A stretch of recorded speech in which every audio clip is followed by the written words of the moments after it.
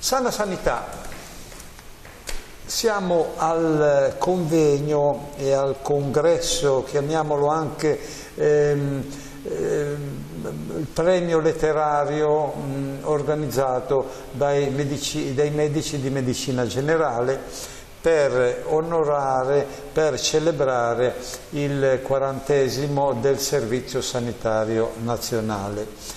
E con noi il dottor Giacomo Caudo, che è il presidente dei medici di famiglia, dei medici di medicina generale, presidente nazionale.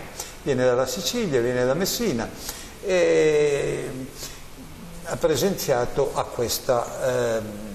questo premio letterario. Faccio un po' un commento su questo premio, è una cosa un po' inusuale. Però ha avuto successo, vedo che... Ha avuto successo, io sono onorato di essere stato invitato a questa iniziativa che io ritengo importante sotto tanti punti di vista.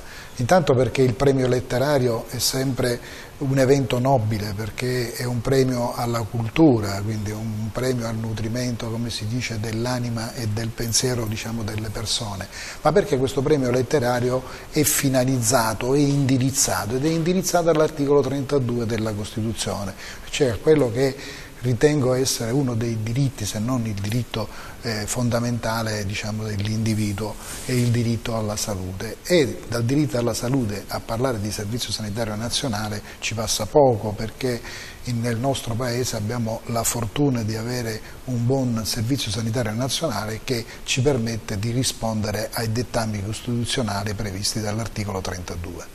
Quindi garantisce, questo Servizio Sanitario Nazionale garantisce le cure gratuite a tutti, quindi non sono tanti le nazioni che hanno un simile servizio sanitario, quindi teniamocelo ben stretto e bisognerebbe far capire alle persone, ai cittadini, il valore, il tesoro di questo servizio sanitario, perché non ce ne rendiamo conto, ci sembra tutto dovuto. Ma spesso uno se ne rende conto quando gli manca, e purtroppo gli indicatori che abbiamo ultimamente vanno in una direzione non positiva, perché questo servizio, che è nato 40 anni fa e ha prodotto dei risultati in termini di salute straordinari, ponendo l'Italia al secondo posto, alcune volte al primo posto, al terzo posto nel mondo per la qualità, diciamo, del servizio reso ai cittadini.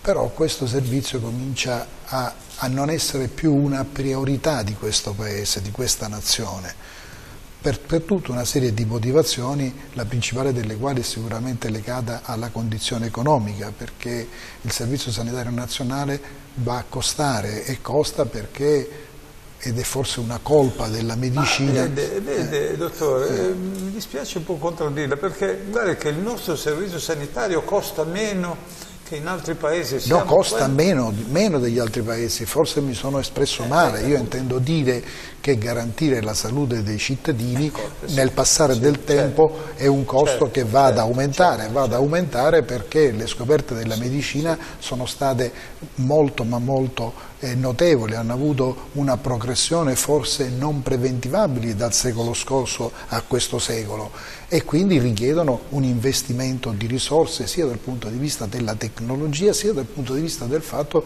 che l'età media della popolazione è enormemente aumentata, e aumentando naturalmente la durata della vita aumentano le probabilità di avere altre malattie che sono legate inevitabilmente al prolungamento della vita. Senta, dottore, il nostro servizio sanitario è a rischio secondo lei? Sì, assolutamente a rischio, basti soltanto, sono dei numeri grezzi, ma servono per rendere l'idea. Lei prova a immaginare che fino a pochi anni fa il nostro Stato destinava al Servizio Sanitario Nazionale oltre il 7% del prodotto interno lordo. Oggi siamo a poco più del 6%, che in tutto il mondo viene riconosciuto proprio come il finanziamento minimo per poter garantire un servizio sanitario efficiente. Lei ha parlato di inglesi, il nostro servizio sanitario nazionale è di madre inglese. Sì, ma io direi con connotazioni fortemente tricolori, cioè nel senso che probabilmente noi abbiamo, anzi sicuramente abbiamo preso uno spunto, ma forse abbiamo saputo migliorarlo e dare sicuramente delle prestazioni superiori.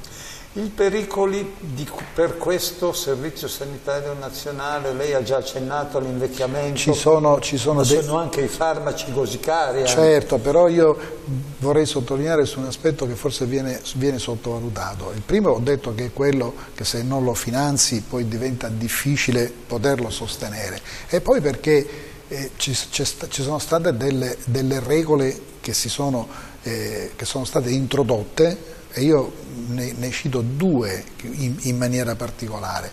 La prima è la regola dell'economia. La parità di bilancio è diventato un dovere costituzionalmente imposto, e questo naturalmente poi si ripercuote in maniera notevole nella gestione della vita di tutti i giorni del Servizio Sanitario Nazionale.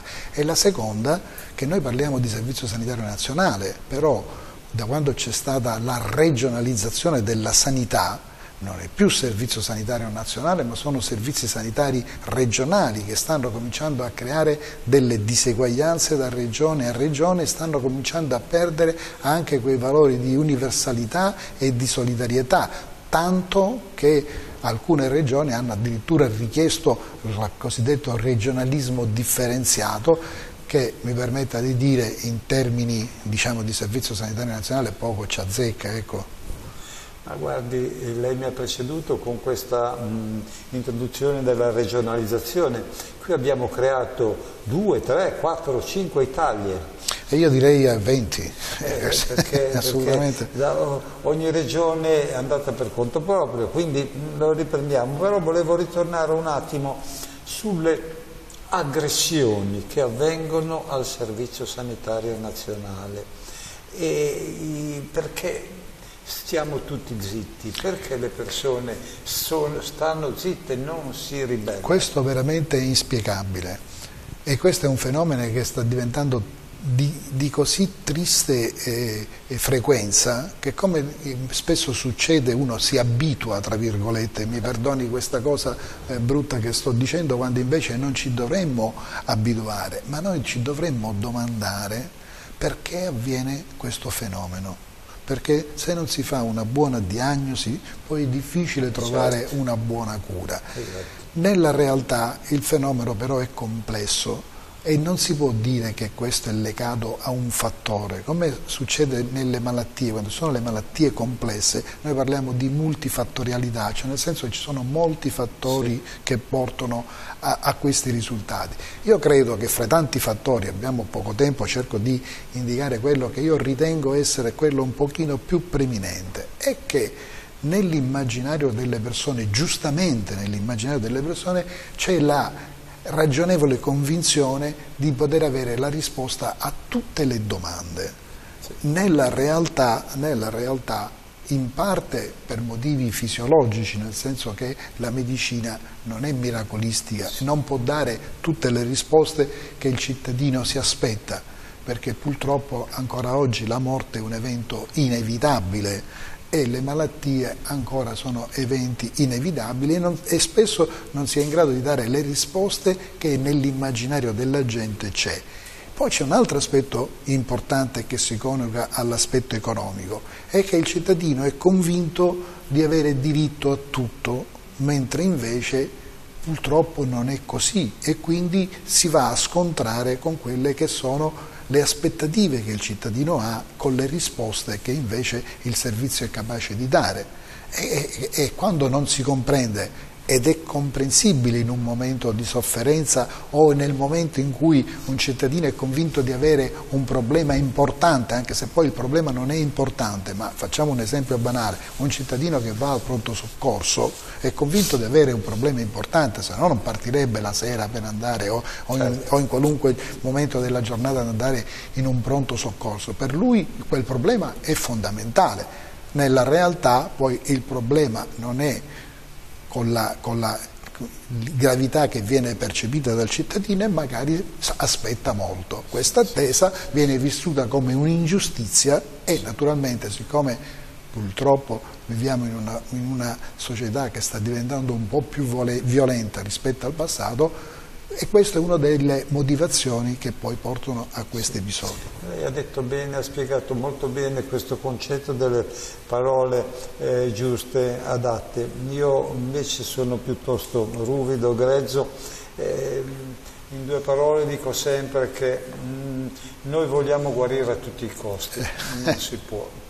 Ha centrato perfettamente. Sì, io lo dico così, lei l'ha detto molto bene, molto meglio di me, intendiamoci, però bisogna far capire questo alle persone, e anche quando si parla del medico che sbaglia, tutti sbagliamo, il medico è un uomo come gli altri, sbaglia anche lui. Io dico sempre, guardate che il medico bravo è quello che sbaglia meno. E aggiungo, assolutamente sì, ma aggiungo un altro aspetto importante che deve essere sempre tenuto a mente da parte dei cittadini. La medicina non è una scienza esatta, è una scienza probabilistica, non è come la matematica che 2 più 2 fa 4 e quindi se qualcuno risponde 3 ha commesso un errore sicuro. E in medicina nella realtà non è così, alcune volte si fa giusto e non si ottiene il risultato sperato. Questo non significa che non ci sono gli errori, per carità, no? Non è una difesa, è soltanto per far capire la complessità del problema della medicina. Dottor Caudo, prima lei ha parlato di regionalizzazione, sono cominciati lì i guai, e quando lo Stato ha delegato, però c'è stata l'illusione.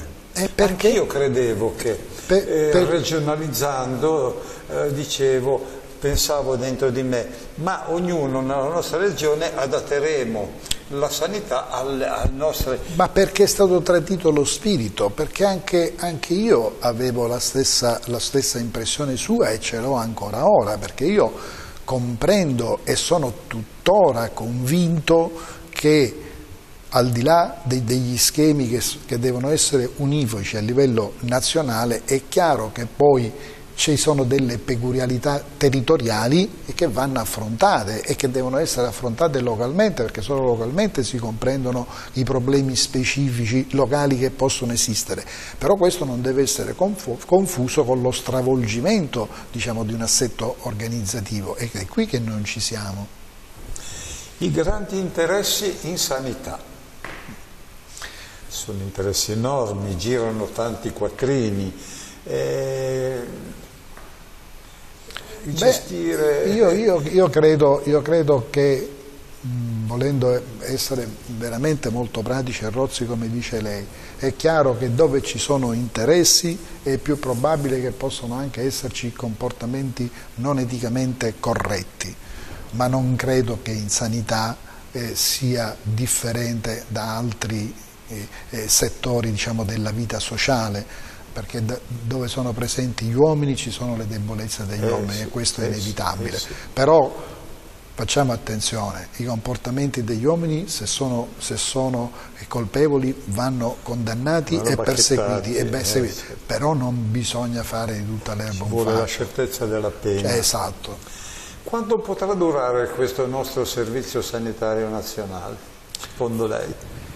Beh, il mio cuore dice che duri il più a lungo possibile, poi interviene la ragione e mi sa che se non facciamo un passo veramente accelerato, se non cambiamo prospettiva, se non lo riportiamo realmente al centro, diciamo, dell'interesse, non credo che abbia lunga vita.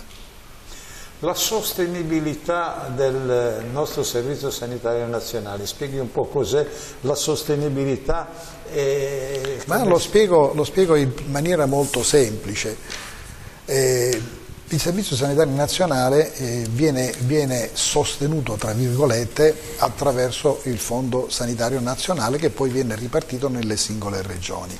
Queste somme sono delle somme definite, cioè tanto c'è e non può essere speso di più, anche perché, come ho detto prima, ci sono delle regole economiche molto ma molto severe.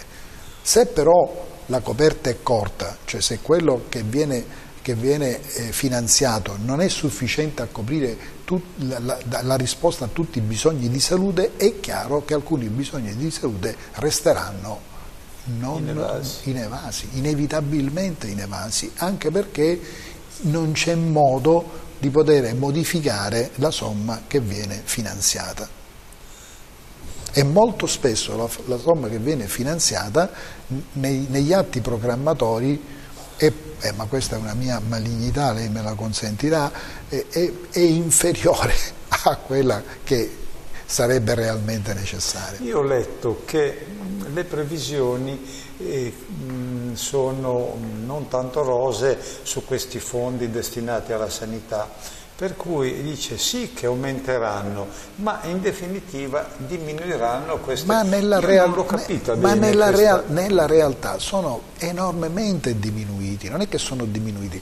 Guardi, noi dal 2010 circa come nazione siamo entrati in recessione, siamo stati in una situazione di grande difficoltà, la ricchezza del paese non è aumentata, viene in una qualche maniera definita dal PIL la ricchezza di un paese, no?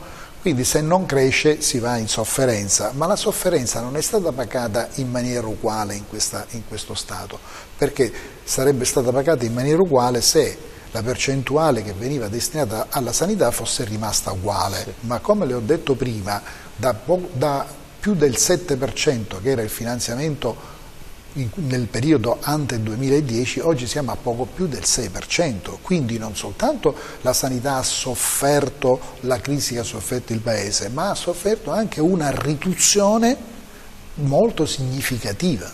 Questo lo dice l'Organizzazione Mondiale della Sanità, mi pare. Questi sono proprio i dati economici della nazione, quindi questi sono inconfutabili. Quindi non si possono creare. Senta, bisognerebbe sostenere materialmente il nostro servizio sanitario, per esempio donazioni, come accadevano una volta c'erano i famosi benefattori, gli ospedali vivevano sui benefattori che lasciavano i loro averi e gli ospedali erano gestiti con questo, borse di studio, le fondazioni, si dovrebbe fare di più. Assolutamente sì, io dico che se la ricchezza del Paese non cresce, la vedo buia. Naturalmente queste iniziative che lei sollecita sono certamente auspicabili, ma non credo che possano assumere una dimensione tale, per carità, spesso sono delle cose che sollevano, e non è che non ci siano nella realtà, perché spesso molte associazioni anche di malati, molti club service spesso fanno delle donazioni ai piccoli ospedali oppure a degli ambulatori di macchinari, eccetera, quindi c'è una certa qualcosa, ma sono interventi, diciamo così, a spot e che comunque sono una goccia nell'oceano che non posso, anche se naturalmente danno il segnale comunque che nel nostro Paese c'è ancora uno spirito solidaristico nella base, vorrei che ci fosse anche in chi governa. Il nostro comitato Malati Tigullio, che ha sede qui nel Tigullio, a Lavagna, in 30 anni ha dato più di 6 miliardi a forza di borse di studio, strumenti, eccetera. Se si incentivassero anche certo. Vede per esempio nella radiologia dell'ospedale di Lavagna quasi tutti gli strumenti l'ha comprati il Comitato Assistenza Malati di Tigullio. Quindi se ci fossero altre associazioni che donassero si alleggererebbe un po'. Certamente sì, però io sono sempre dell'idea che lo Stato deve essere il primo a farsi carico, dovrebbe essere una inversione di tendenza. Quella devono essere, mi perdoni, la torta la mette lo Stato, le altre devono essere le ciliegine, ecco. Informare e sensibilizzare i cittadini. E questo è fondamentale, è sempre stato fondamentale, perché intanto per una questione di civiltà, perché dare la giusta informazione ed educazione al cittadino deve essere veramente alla base, diciamo, di un paese civile, anche perché il cittadino deve essere messo nella condizione di poter fare delle scelte responsabili e naturalmente comprensibili per lui stesso che le prende, e quindi sono degli aspetti fondamentali. Servizio sanitario nazionale e prevenzione. Allora, noi purtroppo, vede, sa cosa succede? Succede una cosa, e ce lo dicono i numeri, quindi quello che sto dicendo è assolutamente inconfutabile. Tutti a parole dicono che la prevenzione dovrebbe essere il primo movens, e non è neanche difficile da comprendere il perché prevenire una malattia è molto meglio, sia da un punto di vista di chi non si prende poi le malattie, ma poi, se vogliamo, anche dal punto di vista dei costi, perché una cosa è curare la malattia, una cosa è prevenirla, non c'è paragone, sia in termini economici ma anche in termini poi di qualità, perché se tu non fai ammalare la popolazione vive meglio. Però noi spendiamo pochissimo, e lo sa perché? Anche se negli indicatori teorici di quel Fondo Sanitario Nazionale, in teoria circa il 6-7% dovrebbe essere destinato alla prevenzione, questo nel conto preventivo, ma se lei va poi a guardare il conto consultivo, a sì e no si raggiunge l'1%. E lo sa perché? Perché quella somma, essendo non superabile, poi gli amministratori sono costretti a dove? Perché è più facile ridurre sulla prevenzione, perché nessuno si lamenta, più difficile negare una cura. È vero. Dirigenti sanitari ingaggiati dalla politica. Se vuole non risponda, non la voglio mettere in difficoltà. No, non è che non si tratta di non mettere in difficoltà. Io non sono da un punto di vista concettuale prevenuto sul fatto che la politica debba fare delle scelte anche negli amministratori, perché è legittimo, hanno naturalmente democraticamente ottenuto un mandato dai cittadini. Quello che io mi auguro è che scegliessero fra persone che siano realmente competenti e che possono amministrare nell'interesse della collettività. Spesso questo non avviene, ecco. I grandi gruppi economici e il Servizio Sanitario Nazionale. Beh, vede, i grandi gruppi economici e il Servizio Sanitario Nazionale, non vorrei che i grandi gruppi economici, che possono avere, diciamo, degli interessi, almeno io ne guardo soltanto un aspetto,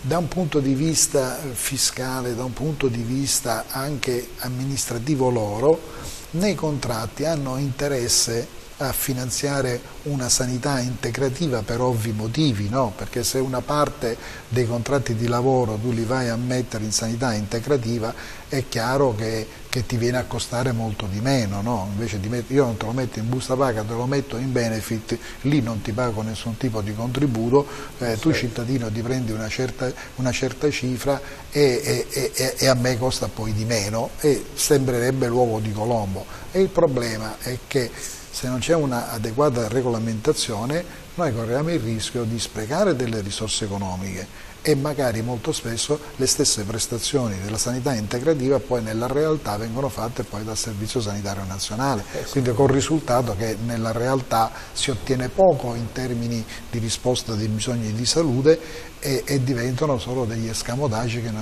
che non producono effetti, pur nelle linee generali. Non è che sono assolutamente contrario alla sanità integrativa, sono contrario alla sanità integrativa almeno così come viene fatta fino ad ora. Sanità e profitto vanno d'accordo?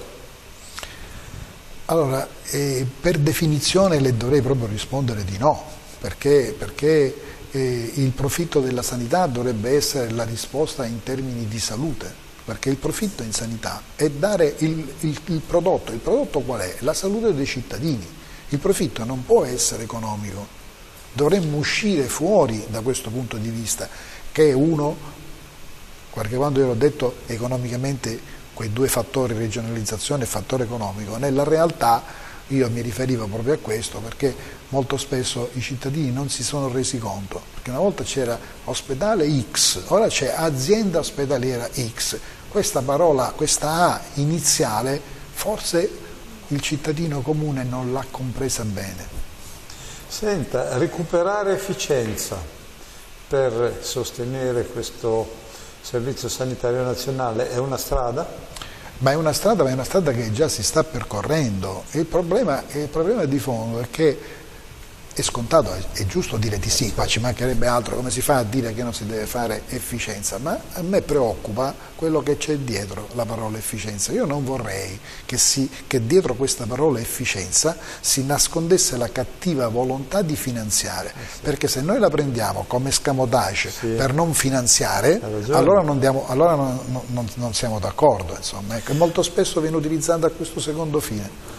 Una riflessione. Di fronte, quando si sentono delle disfunzioni, si legge sul giornale, ci sono sempre le persone che invocano il sistema sanitario degli Stati Uniti. Ma io rispondo soltanto, io rispondo solo con i numeri, no? Allora, in Italia noi spendiamo rispetto al prodotto interno lordo, vi ho detto, un 6,2%, 3%, insomma, tanto se sbaglio di un decimo non ha molta importanza. Ci aggiungiamo un altro 3% perché è aumentata la spesa privata, siamo praticamente intorno al 9% o poco più del 9%. Negli Stati Uniti siamo arrivati al 15-16% e tutti gli indicatori di salute dicono che mentre l'Italia è al secondo o terzo posto, gli Stati Uniti sono al 40° posto. Credo di aver risposto. L'ultima domanda, dottore. Nuove strategie per salvare il Servizio Sanitario Nazionale? Intanto la strategia è culturale, cioè bisogna realmente comprendere il vantaggio di questo straordinario servizio che noi abbiamo e che ci viene invidiato nel mondo e che forse noi non ci rendiamo conto. Le strategie sono negli investimenti, basta con i tagli, non si può scendere da oltre il 7% al 6%, in sanità bisogna investire, perché io le faccio una domanda, alla sua famiglia se io le domandassi, che cosa vuole fare lei per tutelare la salute dei suoi cari? Vuole investire o no? E allora chiariamolo questo. Facciamo il raffronto diretto in maniera tale che lo sentiamo sulla nostra pelle. In sanità deve ormai finire, abbiamo raschiato il fondo del barile, non si possono fare più economie, se no le facciamo a scapito della salute dei cittadini, col risultato che chi avrà i mezzi si potrà curare, chi non avrà i mezzi si curerà male. Tagliare un po' di rami secchi però sarebbe utile anche. Sì, ma le rispondo come con quell'altro ragionamento sull'efficienza, ma sì, è una domanda, è logico che vanno tagliati, però il problema, vede, non è lì. Non che non ci siano i rami secchi, ma non sono quelli che ci creano il problema. Poi, così come i comportamenti scorretti, eccetera, però non ci nascondiamo dietro a questo riducendo con la scusa per ridurre il finanziamento. Allora, finanziamolo adeguatamente questo Servizio Sanitario Nazionale, diamo un servizio efficiente e poi bacchettiamo chi non si comporta correttamente, se ci sono dei rami secchi che non sono produttivi in termini di risultati di salute, attenzione, sì, esatto, e allora tagliamoli assolutamente, ma ci mancherebbe. I saggi consigli del dottor Giacomo Cauda, presidente dei medici di famiglia e dei medici di medicina generale italiana. Noi la ringraziamo tanto, sono io che ringrazio un buon ritorno nella sua terra.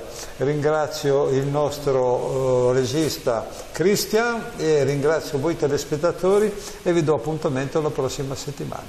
Arrivederci. Arrivederci.